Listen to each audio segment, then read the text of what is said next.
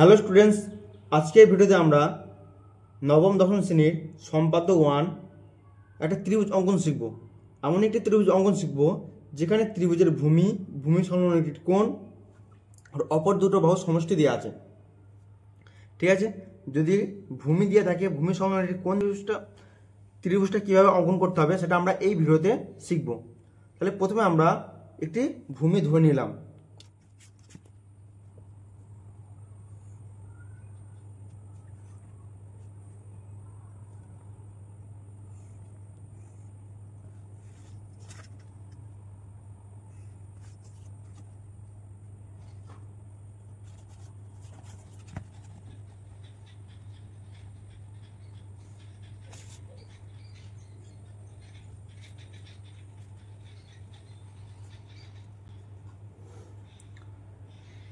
দেখো, আমরা কোশ্চেন অনুসারে এখানে খাতায় এঁকে নিয়েছি যে ভূমির দৈর্ঘ্য এ সমান 6 সেমি, এস হচ্ছে সমষ্টি মানে দুটি বাহু সমষ্টি হচ্ছে 10 সেমি, আর হচ্ছে এক্স মানে কোণের মান হচ্ছে আমাদের 50 ডিগ্রি। ভূমি সংলগ্ন যে কোণটা আছে কোণের মান হচ্ছে আমাদের 50 ডিগ্রি।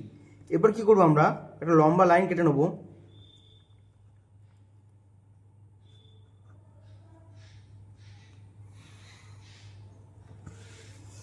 এবারে এই লম্বা লাইন থেকে আমরা এর মাপটা কেটে নেবো, মানে ভূমির মাপটা কেটে নেবো।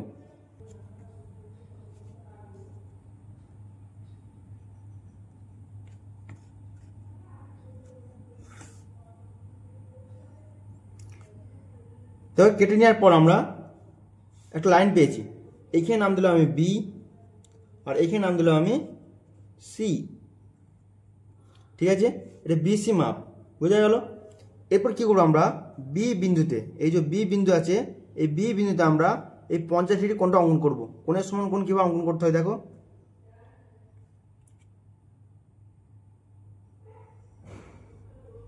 এই মাপটা নিলাম, সেম একই মাপ এখানে নিলাম। এবার এখান থেকে এই মাপটা নেবো, আমরা এখান থেকে এই লাইনটা পর্যন্ত মাপটা নেবো। দেখো নিয়েছি। এবার এখানে বসিয়ে আমরা এখানে দাগ দেবো, দিয়ে এটাকে যোগ করব।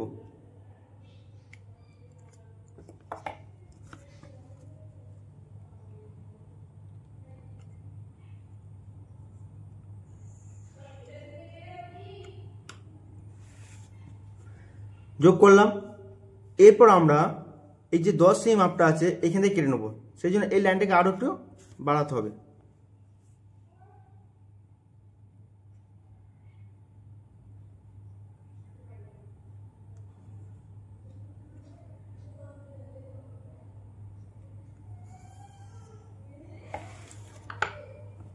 এরপর আমরা এই সমষ্টি এদের 10 সেমি, সেটা আমরা এই বি বিন্দুতে বসিয়ে এই লাইনটা থেকে কেটে নেবো।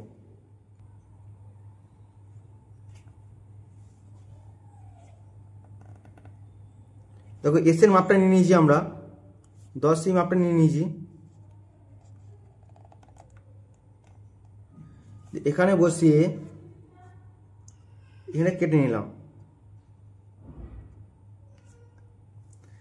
এরপর করবো আমরা যে এই পয়েন্টটা পেলাম, এই পয়েন্টের নাম দিলাম আমি ডি পয়েন্ট। এই ডি আর সি যোগ করব।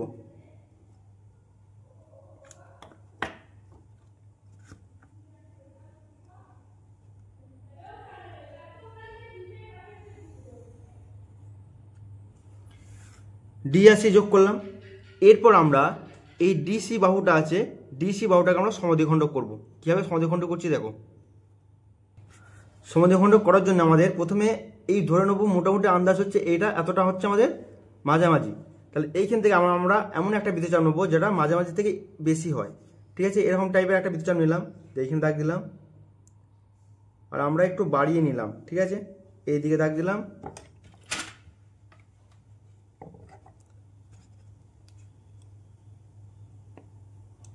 এদিকেও দাগ দিলাম। একইভাবে এখানে বসিয়ে এইখানে দাগ দিলাম, এখানে দাগ দিলাম। দেখতে হচ্ছে এই দুটো বৃত্তচাপ এখানে ছেদ করেছে, কিন্তু এখানে ছেদ করেনি বলে এখানে আরেকবার বসিয়ে আমরা এই বৃত্তচাপটা একটু বাড়িয়ে দেবো। বোঝা গেল। এরপর আমরা এই বিন্দুটা আর এই বিন্দুটা যোগ করব।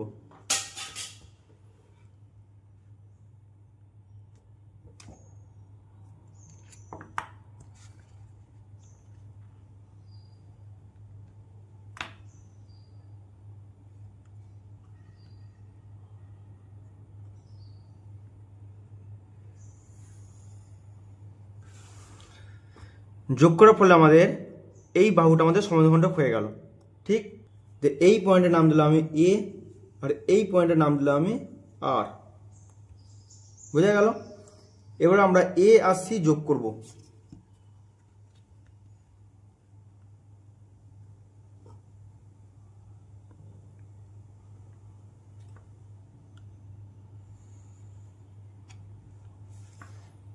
দেখো এ আর সি যোগ করার ফলে আমাদের একটা ত্রিভুজ তৈরি হয়েছে এ বি সি।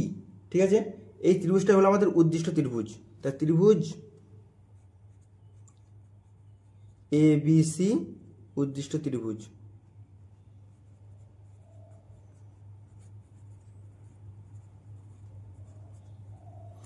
আশা করি বোঝা গেল অঙ্কনটা। এরপর আমরা কিভাবে অঙ্কন করলাম সেটা লিখবো, আর কিভাবে প্রমাণ করলাম সেটা লিখবো। ঠিক আছে, দেখো প্রথমে আমরা ভূমি অঙ্কন করেছিলাম। ঠিক আছে, একটা লম্বা লাইন কেটে সেখান থেকে আমরা ভূমির মাপটা কেটে নিয়েছিলাম। সেই জন্য আমরা লিখব যে কোনো একটি রশ্মি বি থেকে ভূমি এ সমান করে বিসির এক অংশ কেটে নিই। ঠিক আছে, এই অংশটা কাটা হয়ে গেল আমাদের। এবার কী করবো, আমরা এই বি বিন্দুতে যেই কোণটা দেওয়া ছিল সেই কোণটা আঁকবো কোণের সমান কোণ। ঠিক আছে, সেই জন্য আমরা লিখেছি আমরা বি বিন্দুতে এক্স এর সমান সিবিএফ অঙ্কন করলাম। সিবিএফ মানে হচ্ছে সিবিএফ মানে এই কোণটা সিবিএফ, মানে আমাদের এই কোণটা অঙ্কন করা হলো। এরপরে আমরা বিএফ থেকে এস মাপটা কেটে নেবো, মানে বাহু দুটো যোগফল যেটা দেওয়া ছিল এস, সেই মাপটা কেটে নেবো। সেই জন্য আমরা লিখছি দেখো বিএফ রশ্মি থেকে এস এর সমান করে বিডি অংশ কেটে নিলাম। দেখো এইখান থেকে এই পর্যন্ত হচ্ছে আমাদের এস, সেই জন্য আমরা এটা কেটে নিলাম, লিখলাম। এবার কি করবো, আমরা সি আর ডি যোগ করবো, সেই জন্য লিখেছি সিডি যোগ করি। এবং এর পরের ধাপে করবো আমরা এই সিডিটাকে আমরা দুটো সমানভাবে ভাগ করবো, সেই জন্য লিখেছি আমরা সিডি লম্ব সমদ্বিখণ্ডক পিকিউ অঙ্কন করি। দিয়ে এটার নাম হচ্ছে পিকিউ একটা দিলাম বা পিকিউ লিখবো। ঠিক আছে, এবার দেখো পিকিউটা আমাদের বিডিকে এ বিন্দু ছেদ করেছে, আর হচ্ছে সিডিকে আর বিন্দু ছেদ করেছে। ঠিক আছে, সেই জন্য লিখেছি আমরা পিকিউ রশ্মি বিডি রশ্মিকে এ বিন্দুতে এবং সিডি রশ্মিকে আর বিন্দুতে ছেদ করেছে। এরপর কী করবো, এ আর সি যোগ করবো, সেই জন্য লিখেছি এসি যোগ করি। যেমনভাবে করেছি আমরা সেভাবে ঠিক ঠিক পরপর লিখে যাব, ব্যাস আর কিছু না। দেখো এর ফলে আমাদের উৎপন্ন হয়েছে এ বি সি ত্রিভুজ। এই ত্রিভুজটা উৎপন্ন হয়েছে, সেই জন্য লিখেছি তাহলে ত্রিভুজ এ বি সি হলো উদ্দিষ্ট ত্রিভুজ। আশা করি বোঝা গেল অঙ্কনটা কীভাবে কী লিখবো। এরপর আমরা প্রমাণটা করব। এরপর আমরা প্রমাণ করব যে এ বি সি যে আমাদের উদ্দিষ্ট ত্রিভুজ সেটা আমরা প্রমাণ করব। সেই জন্য দেখো প্রথমে আমরা এই ত্রিভুজটা নিয়ে নিয়েছি, এই ত্রিভুজটা আর এই ত্রিভুজটা। ঠিক আছে, এই ত্রিভুজে কী কী নিয়েছি দেখো, আমরা লিখেছি এসি আর, এসি মানে এই ত্রিভুজটা এ সি আর, এই ত্রিভুজটা। ঠিক আছে, এসি আর নিয়েছি আমরা এডিআর, এডিআর এই ত্রিভুজটা। ঠিক আছে, সিআর, সিআর মানে হচ্ছে আমাদের এই বাহুটা সিআর, আর হচ্ছে ডিআর মানে এই বাহুটা ডিআর। এই দুটো বাহু আমাদের পরস্পর সমান। কারণ কি, কারণ আমাদের পিকিউ সমদ্বিখণ্ডক, পিকিউ সমদ্বিখণ্ডক মানে কি আমাদের কি হবে, এই বাহুটা যা হবে এখান থেকে এটা, আর এইখান থেকে এই দূরত্বটা তাই হবে। সেই জন্য লেখা হয়েছে আমাদের সিআর সমান ডিআর। তারপর লেখা আছে এ আর সমান এআর।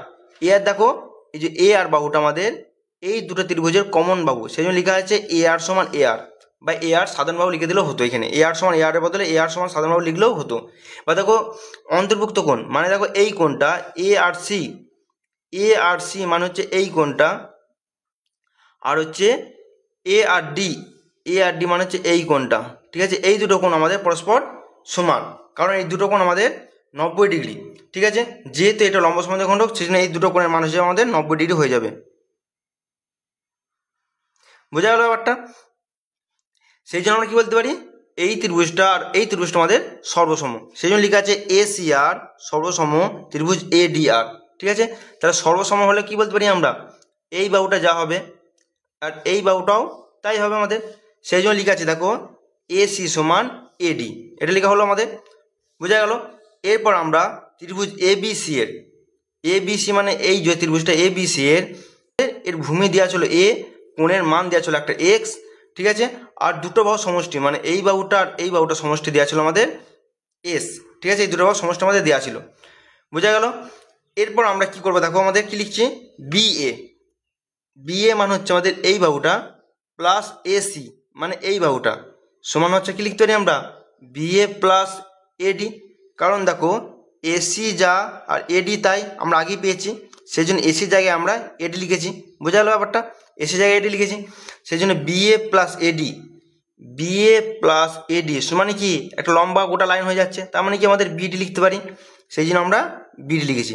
আর বিডির মানই কত দেওয়া ছিল আমাদের এস, বিডির মান দেওয়া ছিল এস, তাহলে আমাদের দেখছি প্রমাণ হয়ে গেল আমাদের। তাহলে আমাদের এ ত্রিভুজ এ বি সি নির্ণীয় ত্রিভুজ। আশা করি বুঝে গেছে। ভিডিওটি ভালো লাগলে অবশ্যই লাইক শেয়ার করে দেবে। Thank you for watching.